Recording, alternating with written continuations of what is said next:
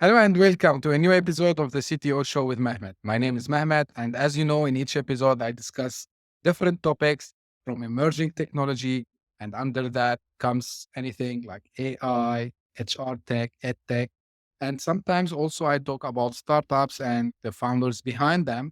And today it's one of these episodes where we're going to talk about startups, entrepreneurship, and also legal tech, which is a topic first time I discuss on the show. And I'm pleased to have with me Charles Brecque, who's joining me live today. Charles, thank you for being on the show. If you can just, introduce yourself and a little bit about your startup. Well, thank you very much, Mehmet, for having me. So I'm Charles, founder of Legislate. I'm not a lawyer, but in my previous role in business development, I dealt with a lot of contracts, and I just found the whole process very painful and inefficient. And I studied engineering, so the engineer in me wanted to come up with a better way of uh, not just creating contracts, but also making the data in the contracts searchable and usable. Because we were dealing with PDFs, Word documents, and it's a real nightmare to extract even just a start date from those documents. And at the time, I was based in Oxford, where there's a whole bunch of AI companies being spun out of the university, and technology that I sort of came across is a technology called knowledge graphs, which is a branch of AI which does the opposite of machine learning. It's basically a smart database which allows you to model data as relations as opposed to within a schemas.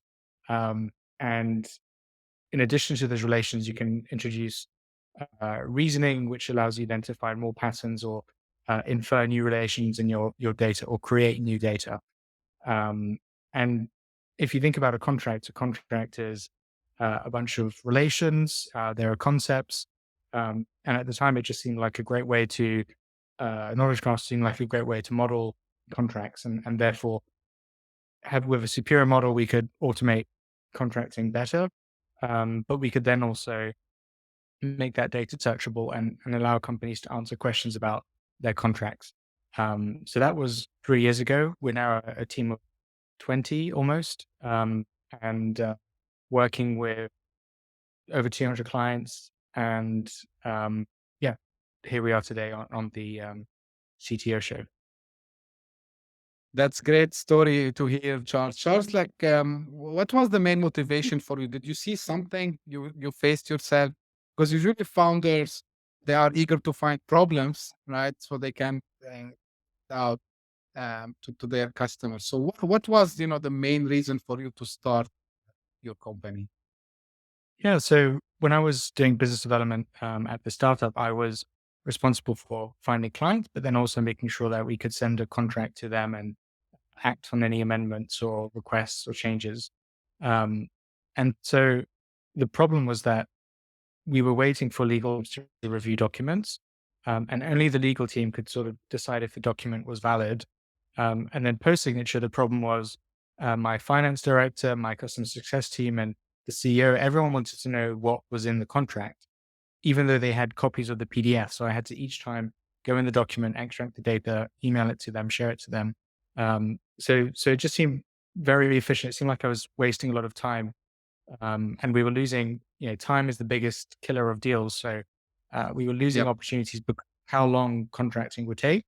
And so ultimately, it was a real problem that I was experiencing firsthand. And when I did look for solutions, a lot of legal tech solutions were sort of aimed at legal teams or lawyers, but I wasn't a lawyer. And ultimately, there weren't really any platforms out there that were sort of geared towards business users that were involved in the contracting process. So that's why I felt like it was a great opportunity to start Legislate. That's great. So I can understand that your target audience are the businesses, not the lawyers, right? Exactly. Okay. It's good to hear. Now, like your company focus on very important aspect, which is the contracts. But where do you see, like more use cases is for legal tech in general to go to the market and, come out with other solution? Where do you see still some gaps in that space? I think, as I said, a lot of legal tech is very much focused on legal teams or lawyers. And that's partly because when legal tech have, I mean, a lot of legal techs are founded by lawyers.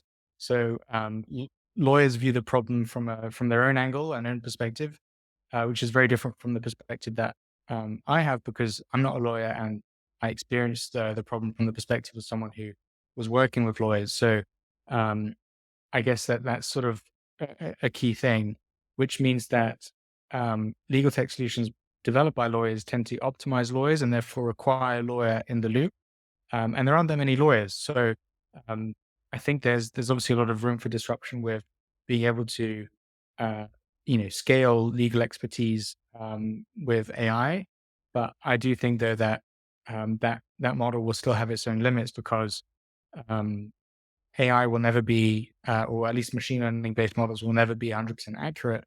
And therefore, you'll need some legal expert to sort of validate anything that's coming out of those models. So um, I think actually, legal tech is often associated with contracts, contract automation, data in the contracts, etc. But I also think there's a lot of opportunity um, in even just improving legal processes for government forms or, um, you know, compliance, reg tech. I think if you Mhm. broaden the definition of legal tech, I think there's a lot of opportunity, it's not necessarily a super sexy domain, but there's a lot of opportunity and a lot of pain. Yeah. Great insight. Now, Charles, this is maybe it came a traditional question, but you have a piece of machine learning, you have a piece of AI, uh, actually in any technology. But now we talk about legal tech, and like any other vertical, I would say the question that is now becoming very common: oh, these technologies might be able to eliminate some jobs, right? So do you see really this is happening, especially, we talk about legal tech here and, the impact of these technologies in general. From your point of view, first, like someone who now develop these software, these solutions for your clients. Second, from a founder perspective as well, because I'm sure that you as founder, you need some legal help. So how do you see, the impact on the jobs in legal and in general?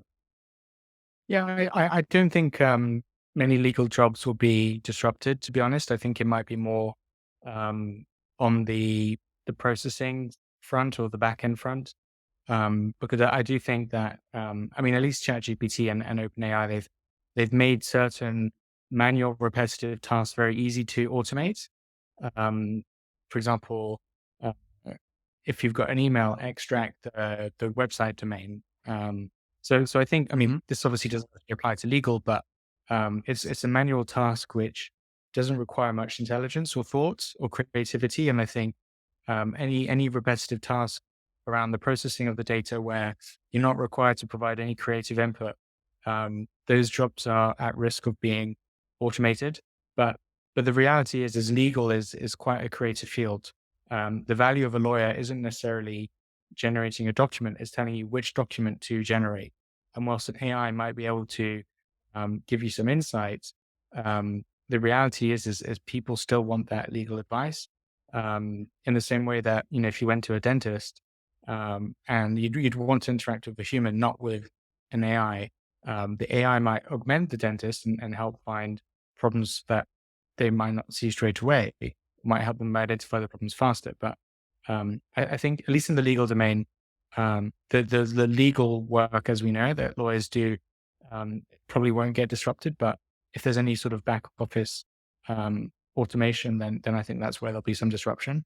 And then from the founder's perspective, I'm definitely looking to make myself more efficient using AI and even just trying to look at my workflows and see, well, okay, what could I automate or what could I improve? Um, Even just using tools like Zapier or NAN, and there is a lot that you can do without AI just to save time. But I think again, where I found AI useful is more being able to interpret data, process it, get it into the right shape to make decisions. Um, And I don't know if we'll necessarily replace any roles. I don't think we'll do that, but I'm looking at to make myself more efficient, so that I can have more time.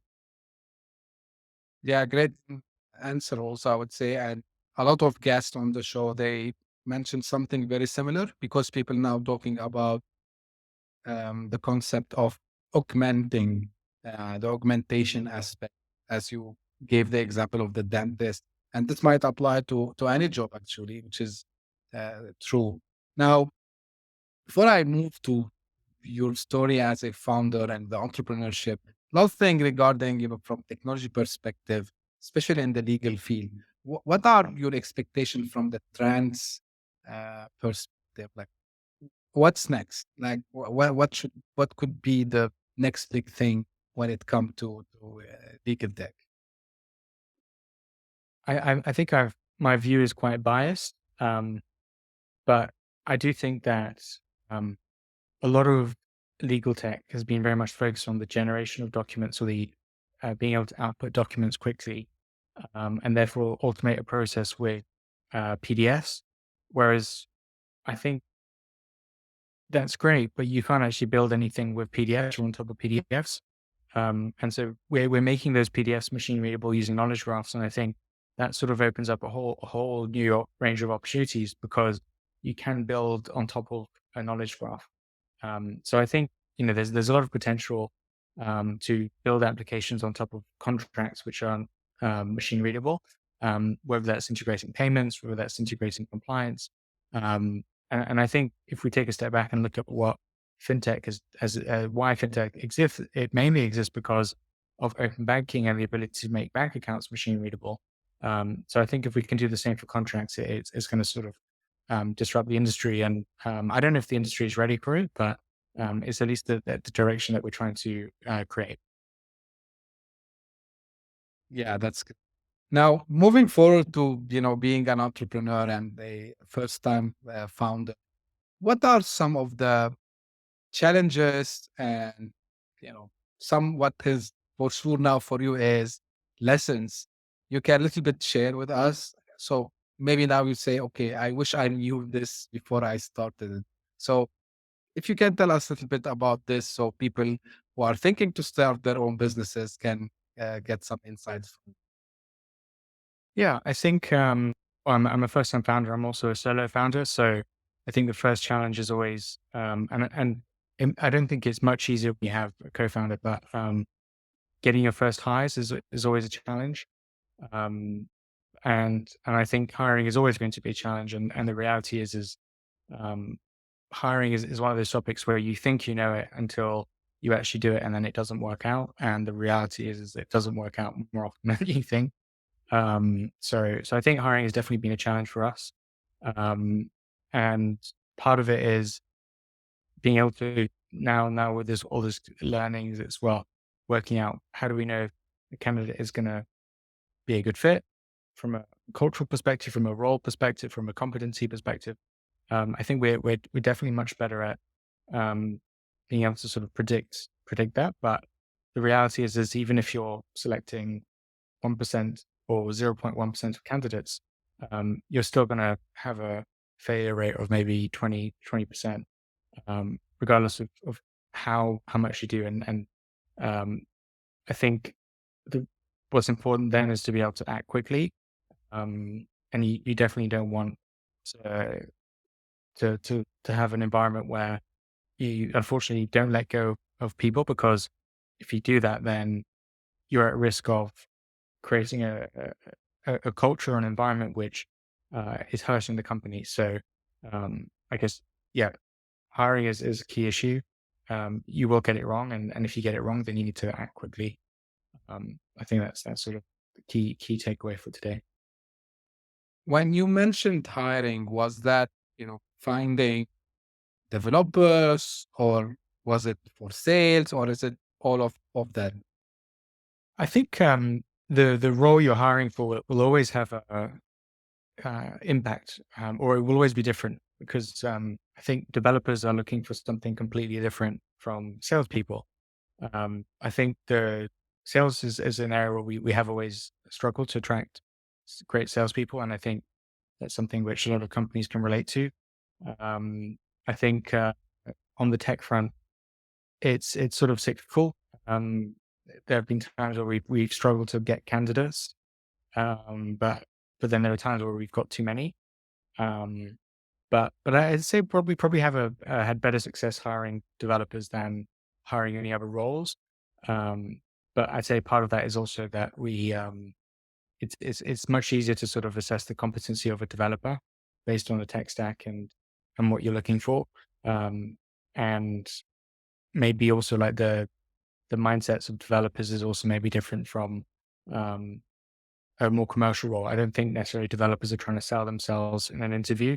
They're very raw or authentic generally.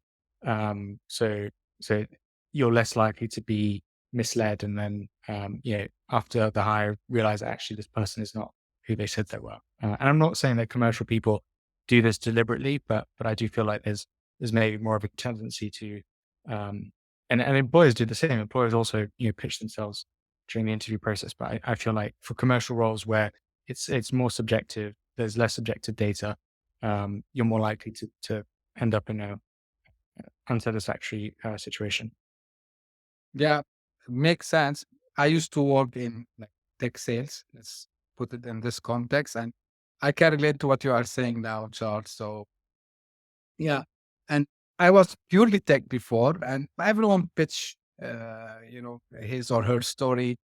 But yeah, like salespeople do that more, and this part actually on what they should have been doing all the time, right? So to get in front of the right, um, employers that they wish to work with. Now, I believe you have raised some funds for the company, right? Yep. Yeah. So the question is, and this is I'm making it kind of the common question on the pod. Why you raise versus not bootstrapping? I'm a little bit curious to know more.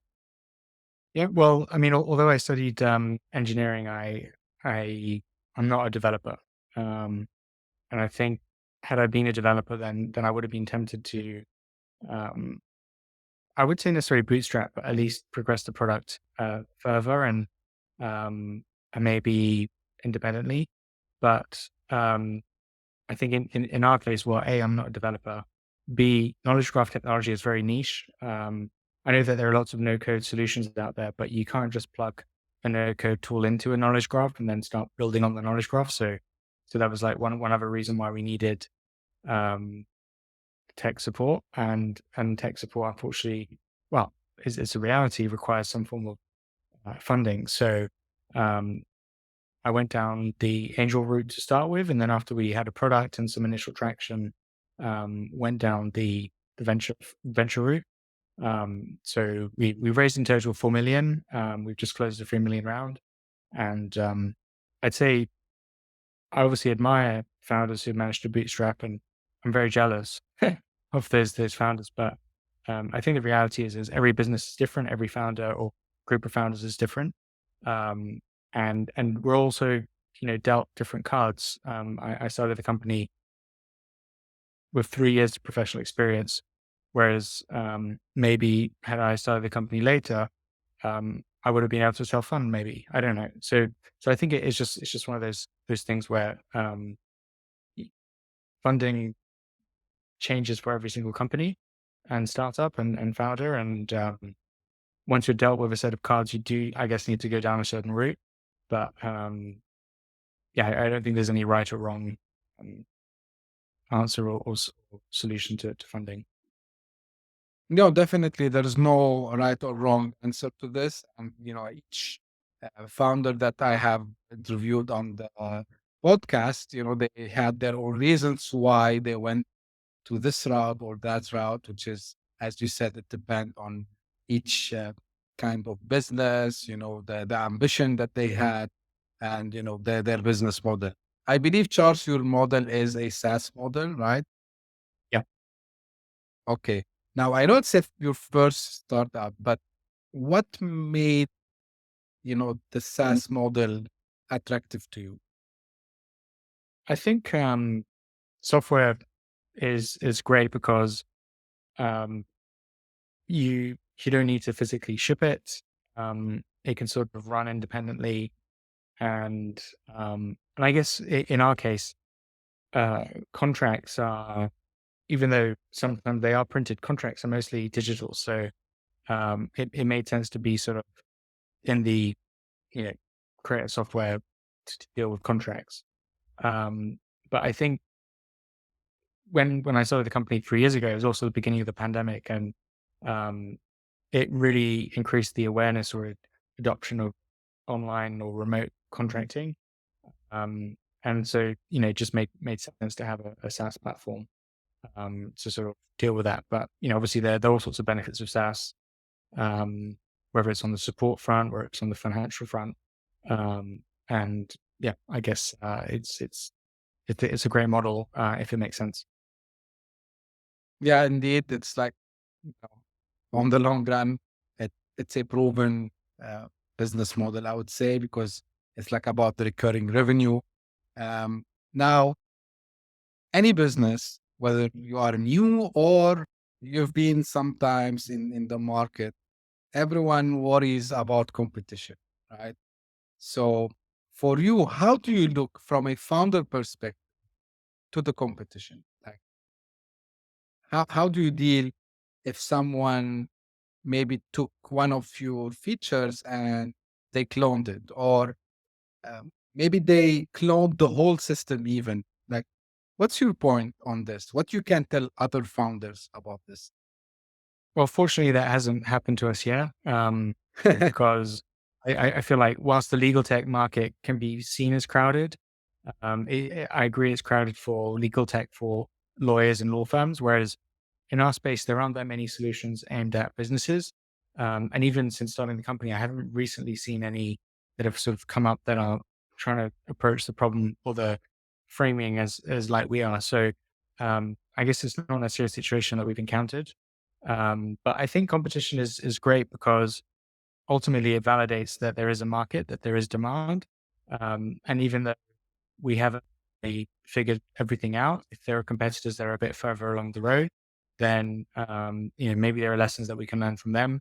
Um, and and therefore competition is great. But I think fortunately we don't sort of encounter our competitors in head to head deals. I'd say more recently we've sort of been picking up dissatisfied clients from some of the more established competitors. But generally, I think competition is great. It proves there's a market, and therefore, if your competitor is spending millions on marketing to create awareness for your problem, then that's millions of marketing that you don't need to spend yourself. So, um, I think it's good. Great, great to know. And yeah, I agree with you. If competition is always good, and I say competition is always good for both the startup and for the clients, because at the end of the day, the goal of any startup, of course, you want to generate money, you want to be successful, but the product should be helping customers, and competition encourage that.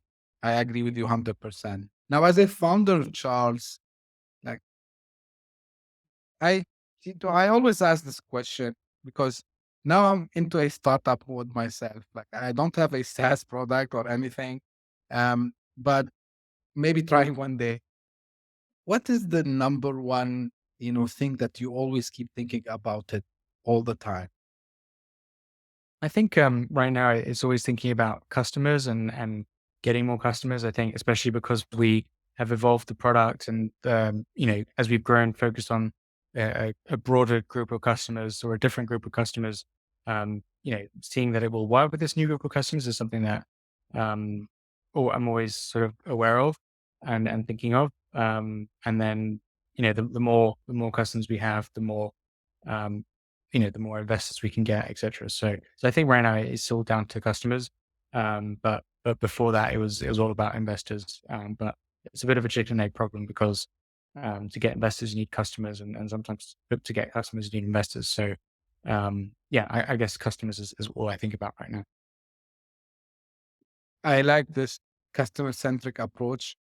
Now, last question before I gonna kind of uh, conclude and close.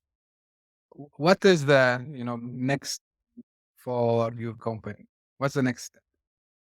Yeah. So I think we've been very much focused on the UK, and there's still a lot more to do in the UK. But we've also been making lots of improvements to the products so that we can start to think beyond the UK. So um, I think the US is a market that's very interesting. So is Australia. So is Europe. So I guess as we sort of grow. And expand, we can start to expand internationally, but that's more on, I guess, on where we're going physically. And then on the product side, we're really trying to build more integrations because if you think about a contract, it needs to go through many different tools and platforms. And so we're trying to integrate with uh, tools so that our clients can sort of have full visibility of their contract, regardless of whether they're using Legislate or not. To know a traditional question again on the pod before we close, Charles. Anything that you wished I asked? Um, I guess how to find us. Hey, yeah, okay. Yeah, this is usually how I close, but yeah, feel free. Okay, well, you can find us by searching Legislate, and it will go to legislate.ai. That's great. Usually, what I do, Charles, is that I will put the URLs in episode description that will go Oh, on both YouTube and the podcasting platforms as well. Like I really enjoyed this chat with you today, Charles. Like legal tech is something which I believe also, and I can call you a first mover in this space because it's not crowded as, for example, something like fintech, which is so crowded now. So congratulations, and I wish you all the success on that. And as I said, I will be sharing, you know, the company URL in my YouTube channel description and on the podcasting platforms description as well. Thank you very much, everyone who also tuned in today. As usual, if you have any feedback or questions about this episode or the show in general, please don't hesitate to reach out to me. You can send me an email. You find me on LinkedIn or Twitter. Also, if you are interested, like Charles today, to be a guest, be more than happy to send me an email or again reach me by the social media. We can discuss this and we can arrange for that. And don't forget to subscribe, tell your friends, family, and colleagues. Thank you very much to tuning today, and we will meet in a next episode. Thank you. thank you.